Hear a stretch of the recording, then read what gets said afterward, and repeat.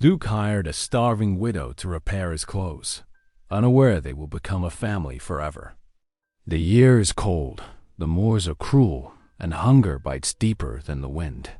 A starving widow, with nothing left but her child and her courage, is summoned to mend the tattered garments of a proud duke. In the flicker of candlelight, her needle does more than stitch. She begins to mend a heart worn thin by duty and pride. But beneath those coats lies a secret, a letter no one was meant to see. A truth that could tear down a noble house and destroy the only hope she has left. Whispers of scandal spread through echoing halls, and shadows of betrayal ride closer with every passing day. When love collides with loyalty, and reputation hangs by a single thread, will the Duke defy the iron chains of class, or will she be cast out, leaving two hearts broken forever? Comment below and tell me where in the world you're joining from. And if this story made you pause for a moment, hit that subscribe button for more. The autumn wind whipped through the Yorkshire market square, bitter and biting. Anne Whitlow clutched her threadbare shawl closer, watching her son Thomas shiver beside her. The morning fog clung to the cobblestones, making the already dismal day feel even bleaker. Their footsteps echoed against the worn stones as they approached the baker's stall. "Please," Anne whispered, holding out their last loaf. "Of course, bread. Might I trade this for some wool? My boy needs warmth for the coming winter." Her voice trembled, but she held her chin high, refusing to let her dignity crumble like their fortunes had since her husband's passing. The baker's wife studied the bread with pursed lips. "It's stale," she said, but her eyes softened at the sight of young Thomas's blue-tinged fingers. She reached beneath her counter and produced a small bundle of rough wool. "'Tis not much, but it might make a scarf." Around them, market-goers whispered behind raised hands. Anne caught fragments of their cruel gossip. Merchant's daughter brought low. Couldn't pay the crown's taxes. Widow with nothing left. Each word stung like a physical blow, but she focused on Thomas's thin face, remembering how he had once been plump-cheeked and laughing. Moving to the butcher's stall, Anne gathered her courage. "Master Willis, might I have credit for just a small cut of meat?" "I can pay when—" "No more credit," the butcher cut her off sharply. "You still owe from last month." A merchant's widow should know better than to beg. Thomas pressed closer to her skirts, and Anne felt tears threatening. She blinked them back fiercely. They would survive on bread and water if they must, but she would not weep in the market square. "Madam." A deep voice broke through her thoughts. Anne turned to find herself facing a tall gentleman in a well-cut but visibly worn riding coat. His bearing marked him instantly as nobility, though his attire spoke of reduced circumstances. With a start, she recognized the Duke of Ashford himself. "Your Grace," she murmured, dropping into a curtsy and pulling Thomas down into a bow beside her. The Duke's stern face was contemplative as he studied her. "I observed your bartering just now.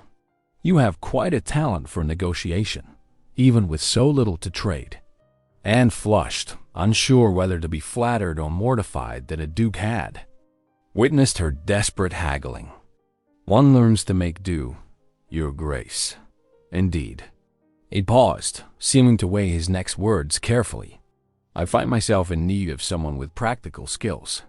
My household accounts are in disarray, and I require several garments mended." His eyes flickered to the wool in her hands. "You clearly know the value of goods and materials. Would you consider a position at Ashford Hall?" The market square went deadly quiet. Anne could feel the shock radiating from the gathered villagers. A duke offering employment to a penniless widow. It was unheard of, improper, even. But Thomas's small hand was cold in hers, and his stomach had growled all morning. I have experience with household management, Your Grace. My father taught me his merchant's books, and I can sew quite well." The words tumbled out before she could stop them. "Excellent. You will be given room and board, plus a modest wage." His tone was brisk, businesslike. "Can you begin today?" Anne glanced down at Thomas, saw the first glimmer of hope in his eyes that she'd seen in weeks. "Yes, Your Grace. We can begin immediately." The Duke nodded curtly and strode away, leaving Anne to gather their meager belongings. As she and Thomas started down the muddy lane toward Ashford Hall, she could still hear the astounded whispers of the villagers behind them.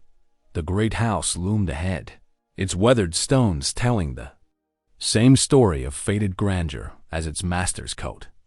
Thomas's small fingers tightened around hers as they walked, and Anne felt his step grow lighter with each yard they covered.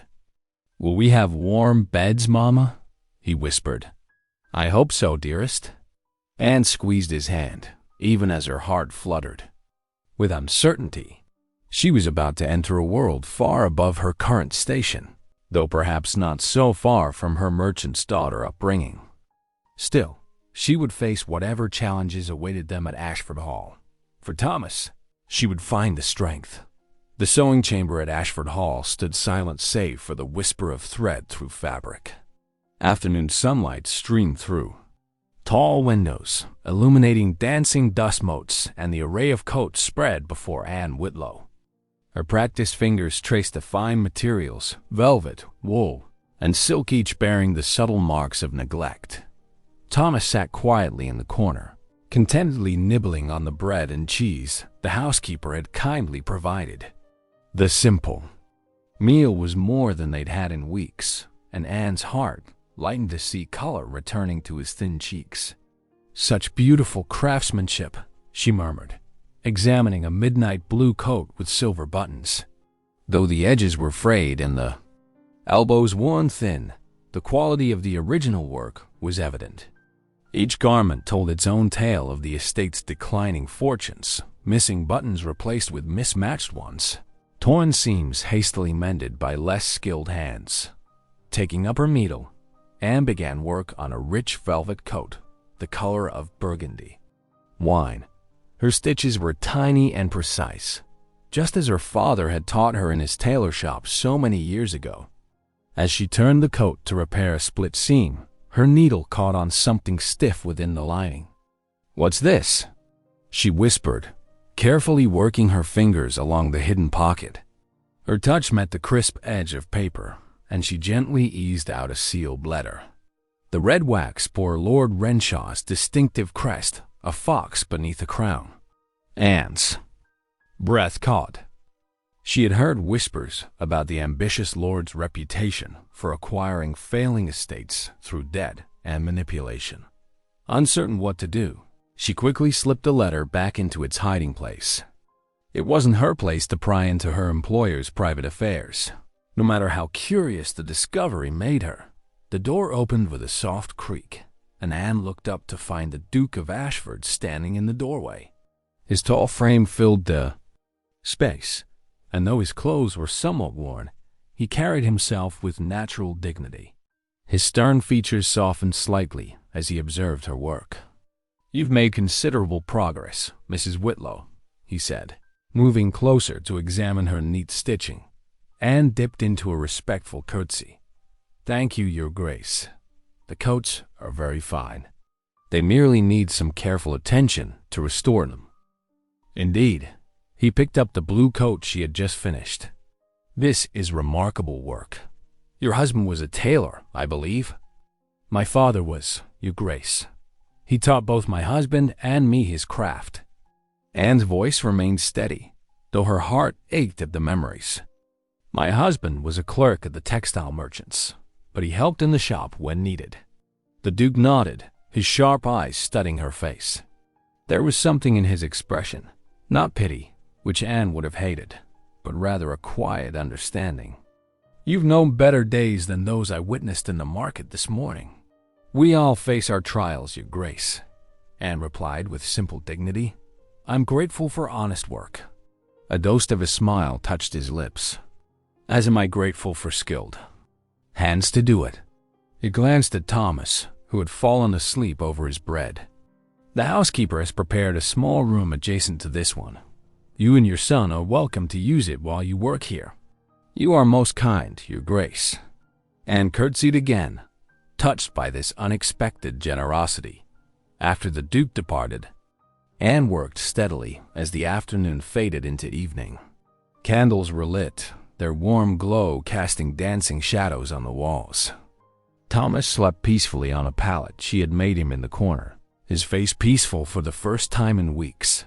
Anne's needle flashed in the flickering light as she continued her careful repairs. The letter hidden in the velvet coat seemed to weigh on her mind, though she tried to dismiss her worries. Pausing in her work, she closed her eyes and whispered a quiet prayer of thanks for this chance to provide for her son, unaware that the mysterious letter concealed within the fine fabric might hold the power to change both their fortunes. The evening shadows lengthened across Ashford Hall's dining room as Anne moved quietly between the candlelit tables, her arms full of the Duke's mended coats. A crystal decanter of wine balanced carefully in her other hand. The peaceful routine of the past day had given her hope until the sharp crack of carriage wheels on gravel announced an unexpected arrival. Lady Eugenia Halley swept into the hall like a winter storm, her silk skirts rustling against the flagstones. Her sharp eyes took in every detail of the room, narrowing when they fell upon Anne. "Brother," she called out, her voice carrying across the hall, "I see you've acquired new staff." The words dripped with disdain. The Duke rose from his chair, surprise evident in his usually stern features. "Eugenia, we did not expect you this evening." Clearly, Lady Eugenia's gaze fixed on Anne like a hawk eyeing its prey. "And who might this be, serving wine while carrying armfuls of your clothing?" Anne curtsied as best she could with her arms full. "Good evening, my lady. I am Anne Whitlow, recently employed to—" "I did not address you directly, Lady Eugenia." Cut in. Her voice grew louder, ensuring the hovering servants heard every word. "Brother, surely you realize how this appears. A woman of questionable background, handling your personal effects." She pointed an accusing finger at Anne. "What else might she be handling? Have you checked your valuables?" The silence that followed was deafening. The servants froze, watching the scene unfold. Anne's cheeks burned with shame, but she held herself straight, knowing her conscience was clear. The Duke's response came swift and sharp. "That is quite enough, Eugenia." His voice carried an authority that made even his sister step back. "Mrs. Whitlow is employed here at my request, and I will not have her integrity questioned. But she has shown nothing but skill and dedication in her work." The Duke moved to stand between his sister and Anne, his tall frame casting a protective shadow. "I trust her completely, and that should be sufficient for anyone under my roof." The servants exchanged wide-eyed glances. Never had they heard the Duke speak with such passion in defense of anyone, let alone a common widow. Lady Eugenia's face tightened, but she said nothing more as they moved to the dining room for supper. Anne retreated to the kitchen, her hands trembling as she set down the mending. The cook pressed a bowl of warm soup into her hands with a sympathetic pat. Later, as Anne carried linens past the Duke's study, she heard raised voices through the heavy oak door. Unable to help herself, she paused. "Have you lost your senses entirely?" Lady Eugenia's voice was sharp enough to cut glass. "A widow from the village, living under your roof? The gossip is probably already spreading through Yorkshire like wildfire.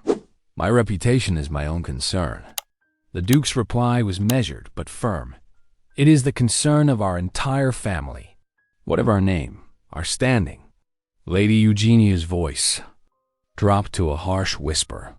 "She is nothing but a beggar woman in borrowed respectability. If you continue to indulge this impropriety, you will ruin everything our parents built." Anne's heart sank with each word. She forced herself to move away, her feet carrying her through the shadowed corridors to the small chamber she shared with Thomas. Her son lay curled on his pallet, his breathing deep and peaceful. The sight of his face, no longer pinched with hunger, made her eyes fill with tears. She knelt beside him, gently brushing back his hair. His cheeks were rounder already, and warmth had replaced the constant chill that had haunted him for so long. "I will endure," she whispered, her voice barely a breath in the quiet room. "For you, my love, I will endure anything." She settled onto her own pallet, listening to Thomas's steady breathing and the distant sounds of the great house settling for the night. Lady Eugenia's words echoed in her mind, but the memory of the Duke's defense gave her a small flame of hope to hold against the darkness. Morning sunlight streamed through the library's tall windows, casting golden squares across shelves of leather-bound volumes. Anne's heart fluttered as she entered at the Duke's summons, her sewing basket clutched tight against her worn dress. The familiar scent of beeswax and old paper filled the air. The Duke sat at his massive oak desk, surrounded by scattered papers and ledgers. His usually stern face bore signs of strain, and his cravat hung slightly askew. "Mrs. Whitlow," he said, running a hand through his dark hair, "I find myself in need of assistance beyond mending." He gestured to the chaos before him. "These accounts refuse to balance properly. Would you—" He paused, seeming to struggle with the request. "That is to say, might you work on your sewing here while I attempt to make sense of these figures?" Anne curtsied, understanding his unspoken request for company in his frustration. "Of course, Your Grace." She settled into a chair near the window, where the light was best for her needlework dot. As she stitched, she could not help but notice his growing agitation. Numbers had always come easily to her, thanks to her father's patient teachings in his merchant shop years ago. After several minutes of watching the Duke mutter over a particularly troublesome column, she spoke softly. "Begging your pardon, Your Grace, but I believe there may be an error in the cattle tallies." The Duke looked up sharply, surprise evident in his features. Anne's cheeks warmed, but she continued carefully. "The figure for April seems to include both the dairy cows and the beef cattle, while May's entry shows only the dairy herd." His eyebrows rose as he checked the entries. "Indeed, you are correct." He studied her with new interest. "Might you, that is, would you be willing to assist me with these ledgers?" Over the next several hours, Anne moved her chair closer to the desk, her sewing forgotten in her lap as she helped sort through the muddled accounts. A quick mind and careful attention to detail brought order to the chaos. The Duke watched in growing amazement as she explained discrepancies and suggested simple solutions for tracking expenses. As days passed, their morning meetings became routine. Anne would arrive with her sewing, but increasingly, the needle remained idle as she helped organize the estate's finances. She spoke of what she had learned from the servants about which tenants struggled most and which farms showed promise. "The Miller family, Your Grace," she explained one morning. "Their youngest son has a clever hand with broken tools. If given the chance to apprentice with the blacksmith." The Duke listened, truly listened, as she shared her observations. Her practical suggestions, offered with quiet dignity, proved invaluable. She noticed how his shoulders gradually relaxed in her presence, how his usual frown softened when she spoke. One particularly chilly evening, Anne sat in the library's warmth. Thomas curled beside her chair. The fire crackled low in the grate as she read from her small, worn prayer book. "The Lord is my shepherd," she read softly, her son's eyes heavy with sleep. "I shall not want. He maketh me to lie down in green pastures. Single quotes. The Duke paused in the doorway, unnoticed. The familiar words of the psalm filled the room with gentle comfort. Thomas's head nodded against his mother's skirts as her clear voice continued. "He leadeth me beside the still waters. He restoreth my soul." In that moment, watching the tender scene before him, something shifted in the Duke's heart. The library, once a lonely refuge filled with dusty books and troublesome ledgers, had transformed. Anne's presence brought not just order to his accounts, but a warmth his great house had forgotten. Her quiet strength, her gentle wisdom, the way she cared for her son, it all spoke to something missing in his life, something he had not even known he yearned for. He remained motionless, unwilling to break the spell as Anne's voice wove peace. Through the firelit room, her slender fingers stroked Thomas's hair as she read, and the Duke found himself envying the simple tenderness of their bond. The massive hall no longer echoed with emptiness when they were present. Instead, it felt, for the first time in years, like a home. The harvest moon hung like a golden sovereign in the autumn sky as carriages rolled up to Ashford Hall. Inside, Anne's trembling fingers smoothed the sage-colored silk of her borrowed gown. The Duke had insisted she attend not as a servant, but as his honored guest. The simple yet elegant dress fit as if made for her, though Anne knew it must have belonged to his late mother's collection. "You look lovely, Mama," Thomas whispered. From the doorway of her small chamber, his eyes bright with wonder. She'd never worn anything finer, not even at her first wedding. The great hall blazed with hundreds of beeswax candles, their light reflecting off polished silver and crystal. Garlands of autumn leaves and late-blooming flowers decorated the walls, filling the air with the sweet scent of the harvest season.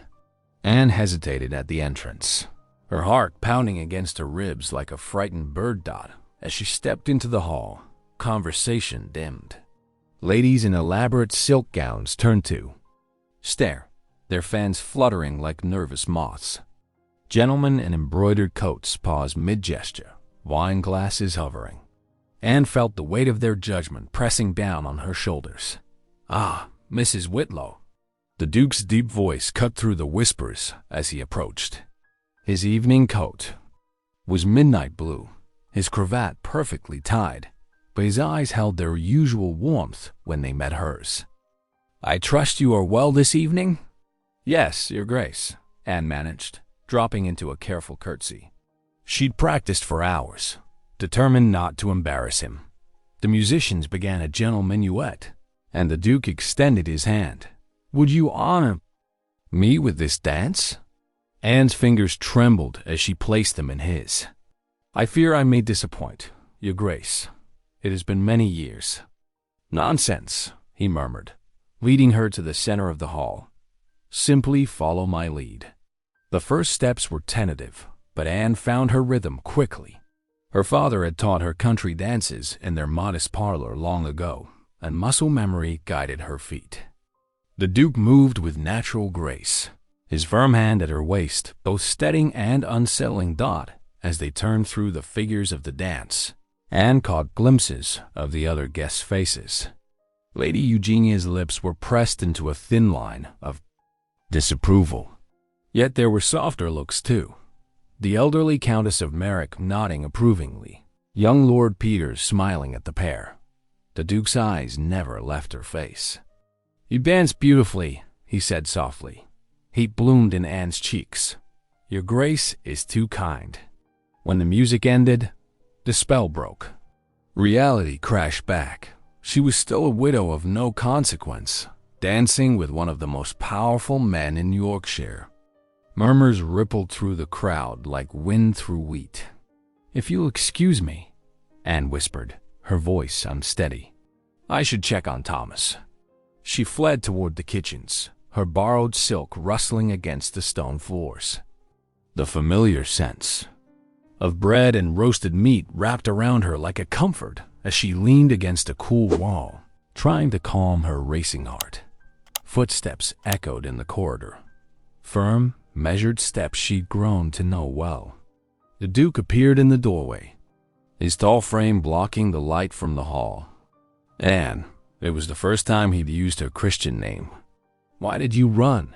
She couldn't meet his gaze. "Your Grace, I cannot bear to cause scandal to your name." Already they whisper ... Let them whisper. He stepped closer, close enough that she could smell the subtle cedar scent of his coat. "Since you arrived, This house has changed. You've brought order to chaos, warmth to cold rooms. You've brought ... double quotes. He paused, his voice softening. You've brought light back to my life. Anne's breath caught in her throat as he reached for her hand. His fingers were warm against hers, and he drew closer still. Her heart thundered so loudly she was certain he must hear it. His face bent toward hers, and for one dizzying moment, she thought he might ... The sharp rap of boots on stone made them spring apart. A kitchen maid hurried past with a tray of sweetmeats, ducking her head to hide her knowing smile. The moment shattered like spun sugar, but the tension remained, sweet and sharp as vintage wine.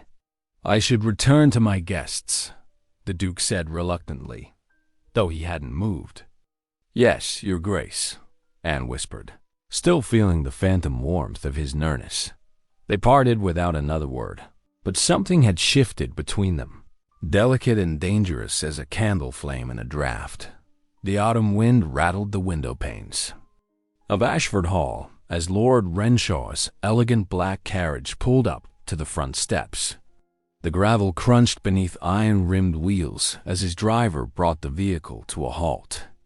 Anne watched from an upper window, her heart sinking as she recognized the nobleman's distinctive family crest, a falcon clutching a serpent. Lord Renshaw emerged first, his costly burgundy coat gleaming despite the overcast day. He turned to assist a young woman in an elaborate peacock blue gown, her blonde curls arranged fashionably beneath a feathered hat. Even from above, Anne could see the lady's fine features and proud bearing that marked her as one born to wealth and privilege. His niece, Lady Isabella, whispered Martha, one of the maids who had paused in her dusting to peer out beside Anne. They say she's the richest heiress in 3 counties. Anne's fingers tightened on the windowsill as she watched the Duke stride out to greet his guests. Though his coat was still one she had mended, he cut an impressive figure with his tall frame and dignified bearing. Lord Renshaw bowed with exaggerated courtesy while his niece dropped into a perfect curtsy. "Return to your duties," Anne murmured to Martha, turning away from the window. She had work of her own to complete, ledgers to balance, and mending to finish. Yet her hands trembled slightly as she picked up her needle. Throughout the afternoon, fragments of conversation drifted up from the study below. Lord Renshaw's voice carried clearly through the floorboards, his tone alternating between concern and veiled threat. "The interest compounds daily, Your Grace. Without substantial means to pay, Ashford Hall itself will be forfeit by spring." A pause followed. "However, a prudent marriage could resolve these unfortunate circumstances." Anne's needle slipped, pricking her finger. A drop of blood welled up, bright against the white linen she was mending. She pressed the spot with her thumb, fighting back tears that threatened to fall as evening approached. Servants bustled through the halls preparing an elaborate supper for the guests. Anne kept to her small workroom, not wishing to encounter Lord Renshaw or his niece. But she could not avoid overhearing the whispered conversations between passing maids. "Did you see how Lady Isabella looked at his Grace? Like a cat eyeing cream." "Well, what did you expect? The Duke's a fine catch, even if his coffers are low, and her dowry would save the estate. Poor Anne, though. She's been so good for him, bringing light back to his eyes. Hush, that was never meant to last. A widow of her station? Lady Eugenia would never allow it." The words cut deeper than any needle. Anne set aside her work and slipped quietly toward her chamber, hoping to avoid notice. But fate was not kind. Lady Eugenia's voice rang out from the library as Anne passed. "Brother, you must see reason. Lord Renshaw speaks truth. The estate cannot survive without an advantageous match. Lady Isabella is young, well-bred, and her fortune would restore Ashford to its former glory. I have no interest in selling myself to save these stones," the Duke replied, his tone sharp.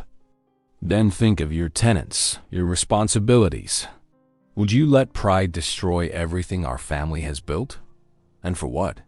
Some foolish attachment to a penniless widow? Anne did not wait to hear more. She hurried to her small chamber, closing the door softly behind her. Thomas was already asleep in his pallet, his peaceful face illuminated by moonlight streaming through the window. Sinking onto her narrow bed, Anne finally allowed her tears to fall. What a fool she had been, allowing herself to dream of a future. Here, of course, the Duke must marry within his class. Of course, she could never be more than a temporary curiosity, a skilled seamstress, who happened to know her numbers. Her gaze fell on the sage-colored gown hanging in the corner, the one she had worn to the harvest feast. The memory of dancing in his arms now felt like a bitter mockery. She had let her heart rule her head, forgetting her place in the world. Rising quietly so as not to wake Thomas, Anne began to gather their few belongings. They would leave at first. Light, before shame could drive them out. Better to go with dignity than wait for the inevitable dismissal. She had survived worse, after all. They would find their way somehow, as they always had. Still, as she packed by moonlight, her tears fell steadily on the rough wool of her traveling cloak. The pale light of dawn crept through the small window of Anne's chamber as she gathered their few possessions with trembling hands. Tears blurred her vision as she folded Thomas's spare shirt and her mother's one prayer book into a small bundle. Her heart ached with each item she packed, knowing she would leave behind not just a position, but dreams she had foolishly allowed herself to nurture. The Duke's coat lay draped across her sewing table, half-mended, its fine velvet a reminder of all she could never truly belong to. She ran her fingers over the stitches she had carefully placed, remembering the letter hidden within its lining. Whatever secrets it held, they were not hers to know. She left it there, untouched, a final act of loyalty to the man who had shown her such kindness. "Come, Thomas," she whispered, gently rousing her sleeping son. "We must go now, while the house still sleeps."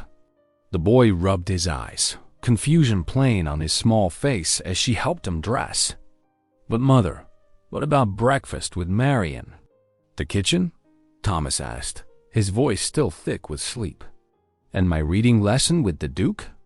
Anne swallowed hard against the lump in her throat. "There will be no more lessons, dear heart. We must return to the village." They slipped through the servants' entrance, just as the cook's fires were being lit. The morning air bit cold against their faces as they hurried down the long drive, gravel crunching beneath their feet. Anne did not dare look back at the grand house that had briefly been their haven, fearing her resolve would crumble. The rutted village road stretched before them, muddy from recent rains. Thomas clutched her hand as they walked, his small legs struggling to keep pace. By mid-morning, they reached the village square where their journey had begun mere weeks ago. The same faces that had watched them leave now turned to stare at their Retur. Mrs. Cooper, the baker's wife, quickly looked away when Anne caught her eye. Old Tom, the farrier, shook his head with obvious pity as they passed. Even the children who usually played near the fountain scattered at their approach, as if misfortune might be catching.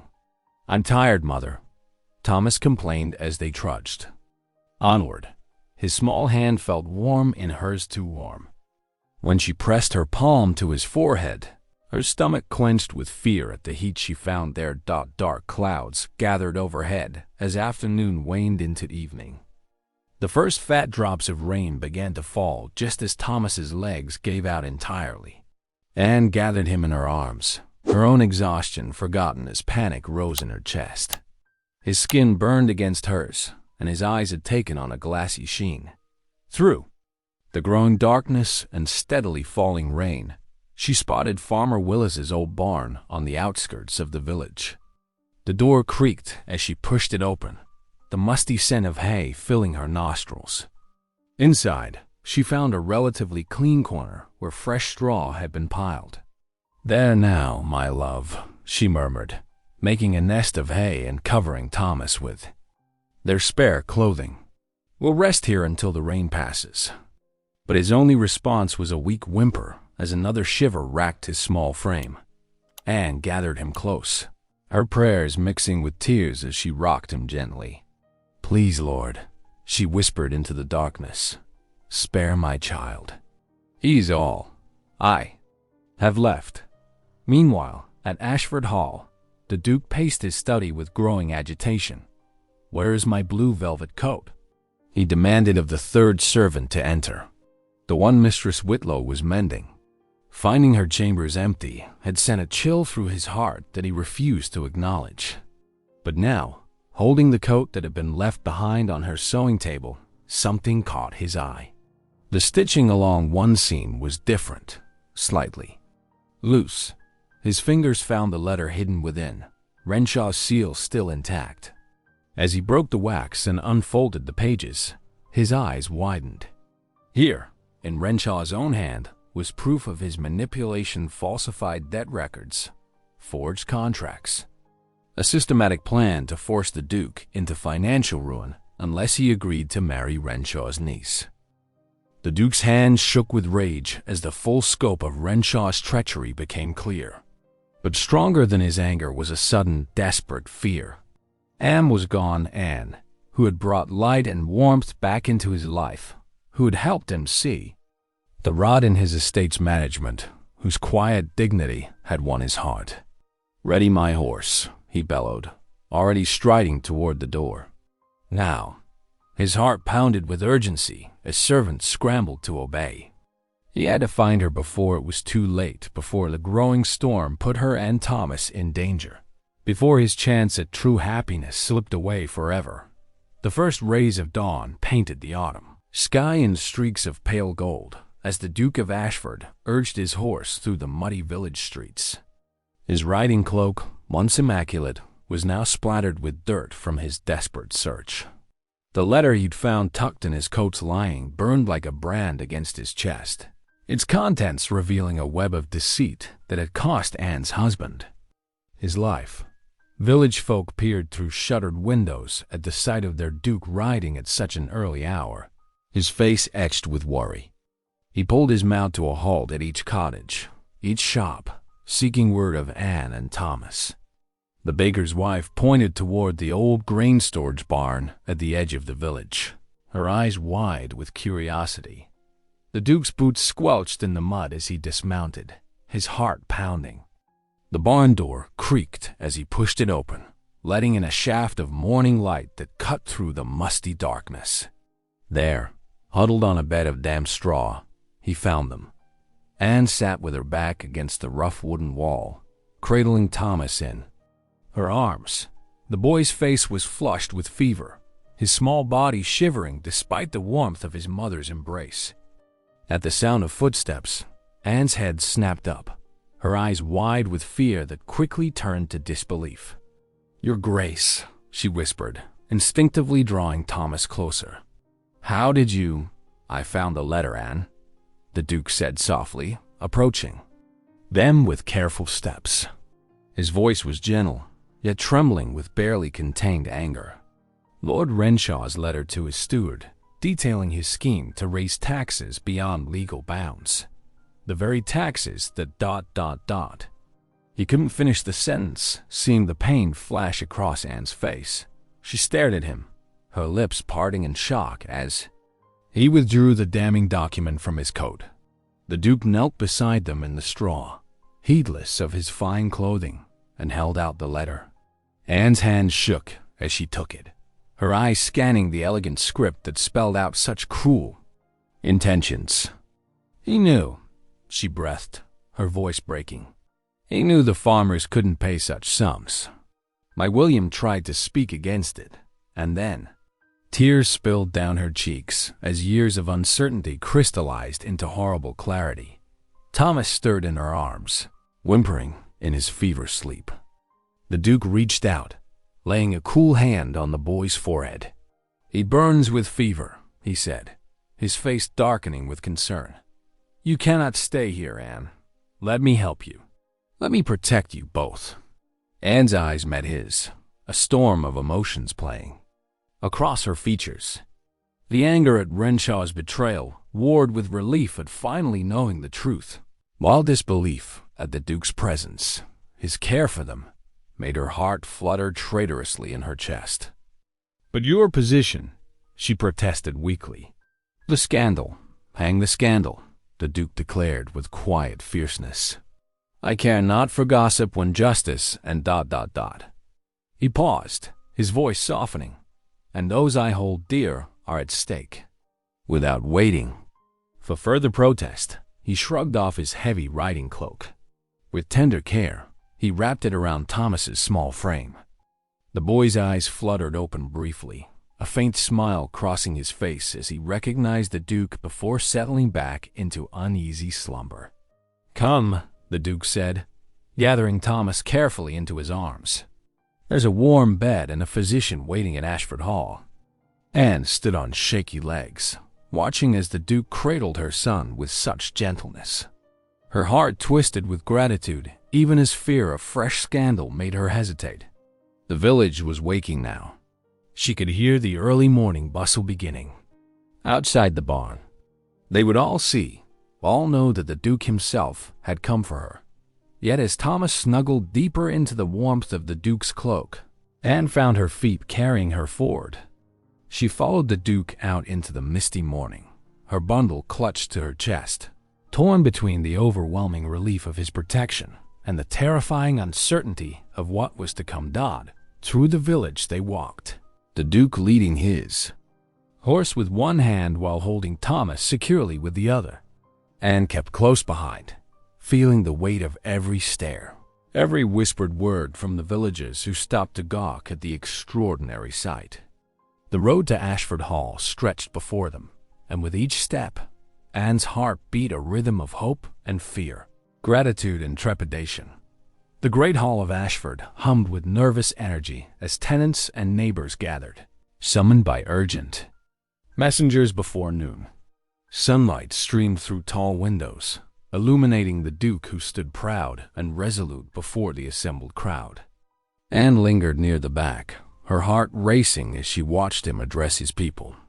"Good people of Ashford," the Duke's voice rang clear and strong through the hall.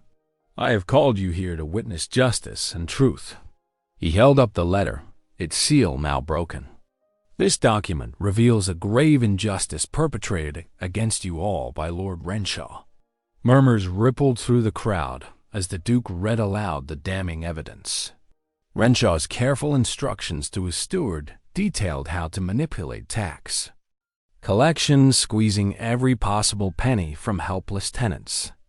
With each word, anger grew visible on the faces of those who had lost so much.